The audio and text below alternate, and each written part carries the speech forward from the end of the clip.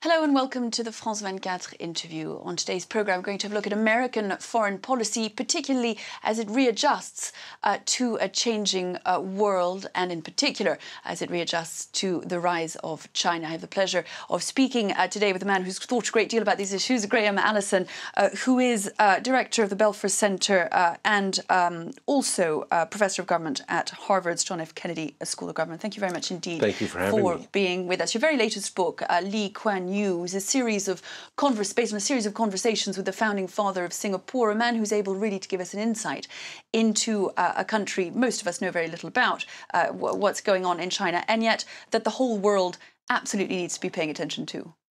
Well, China is the happening of our time. There's just no doubt about it. A country that was smaller than Spain in 1980, its incremental growth last year was amount of GDP bigger than Spain. It's extraordinary. So a country that in 1980 was smaller than Spain is now almost 60% of the U.S. and on track next decade to become #1 economy in the whole world. Yeah. And this is important, not just because it marks a significant shift in the balance of power in the world, but because, as you put it in the book, China isn't simply going to be a big thing. It is going to be the biggest thing the world has ever known. It's going to be something never seen before. What Lee Kuan Yew says is you just can't quite get it into your head how big this thing is. So if you take all Europeans and all Americans and all Japanese and all Koreans, we still don't have enough people to equal China. So this is something that's never been seen in the world before. And the idea of a country that's got 5,000 years of history, that is accustomed to thinking of itself as the Middle Kingdom, and in the word Chinese, in Chinese means center of the universe.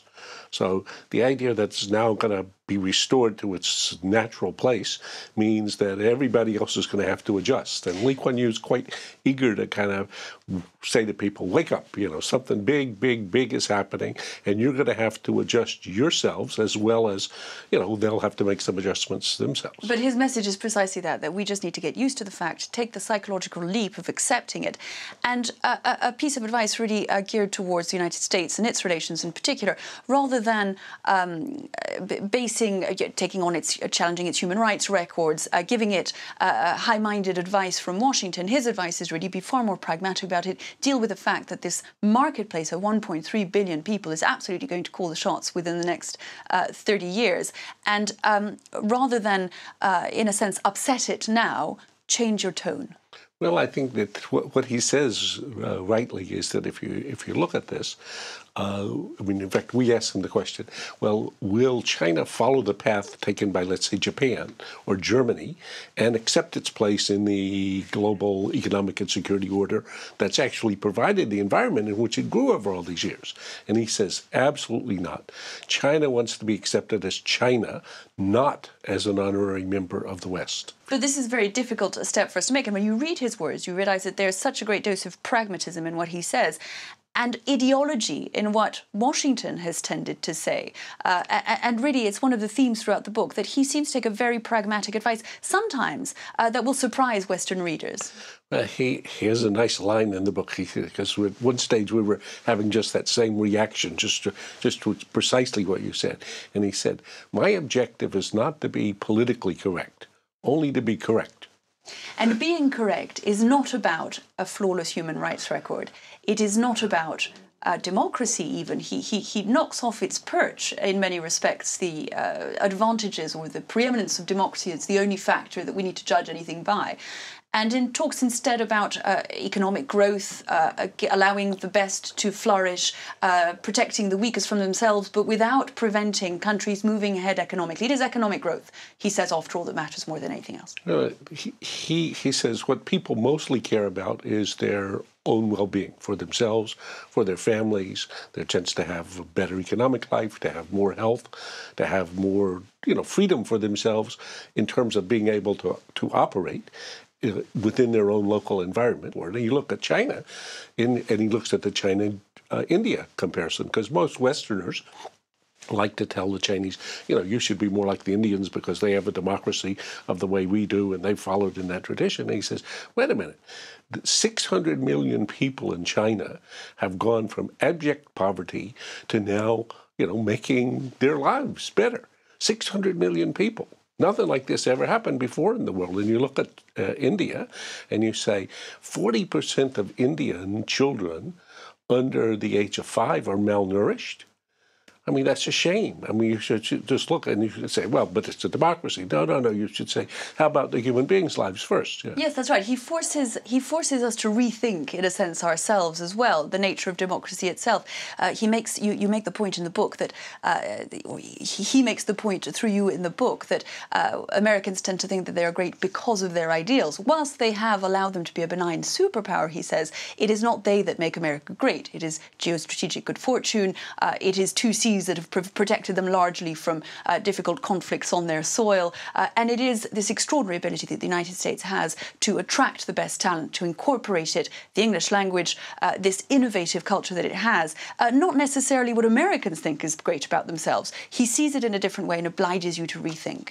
Well, you're a good reader and you got right to the heart, because he looks at the competitive advantage of, let's say, U.S. versus China versus India, and he picks out things that most Americans or most French or most Europeans would not pick out. So, for example, what is a great handicap for China, he says? The Chinese language, which he says is like a closed system, almost like a prison, where there's these 4,000 aphorisms that people say to each other, in which they are taught that, well, everything important has been said and has been said better than you can say it. Whereas American English invents new words every day, new concepts every day. So at one stage, advising one of the Chinese leaders, he proposed to them that they should adopt English as their primary language in China. He said, you know, the person couldn't tell whether he was joking or not. But in Singapore, when he's trying to make Singapore into success, they adopted English as their first language. So in Singapore, everybody speaks English, and the second language is China or Chinese or Malay. So who would even imagine some item like that as one of the elements? Now for U.S., he sees the unique advantage is the ability, as just you said, to attract the best people from all over the world. So China, he says, they can recruit from 1.3 billion people. But you can't go to China and become a Chinese. You can't learn Chinese. It's too hard. In any case, if you or I learn Chinese and we're speaking, we can't become a Chinese. Whereas in America, from 7 billion people can come, they learn English, they adapt, Americans accept them, pretty soon they're Americans. So he said that's a great advantage for the U.S., and we should be careful not to screw it up. Yeah. The point is largely, many of his points are pretty optimistic. Globalization will continue. Globalization is probably a good thing. You deal with specific threats as well. The Islamist threat, for instance, he explains that he explains first of all that it is a battle both between moderate Islam and extreme Islam, as well as between the rest of the world and Islamist fundamentalists. But he explains that just as communism was seen to be a mirage, one day too, in 20 or 30 years' time, the ideals of Islamist extremism will come to be seen as a mirage too. He thinks that the principal battle will have to be between a sensible, sane Islam, which is the 90%, and the extremist Islamists who have radical ideas, which he thinks are contrary to the forces of modernization in the world, which he thinks will ultimately overcome medievalism. So basically that's the way the battle is going to go, but that it's going to have to mainly be fought. I mean, it's to be a problem for everybody, but it's mainly fought by the Muslims against Muslims as moderate, sensible Muslims finally say to extremists that this is not what Islam is about. This is not what the future is about. This is not what people care about. So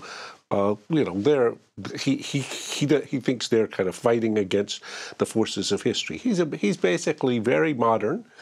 He thinks that the forces of technology, modernization, economic well-being, improvement in people's are what almost everybody wants. And then the question is, how are they going to get access to it? Yeah. And that perhaps politically pragmatism will prevail over ideology, not just in the Islamist world or in China, but in Washington as well. Well, that's where it's very interesting. He says, we ask him the question, well, many people say U.S. is in systemic decline. What do you think?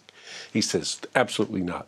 I've seen bad patches in the U.S. where it gets off track or gets stuck in a hole, but it recovers because there's a great capacity for recovery. But he says, as I watch the politics in Washington today and this gridlock, I worry a lot. So, and he part of his message, I think part of what he wants to be kind of almost in your face about is to say, you may think that you have a set of ideas that you're very deeply attached to, and that's kind of your ideology.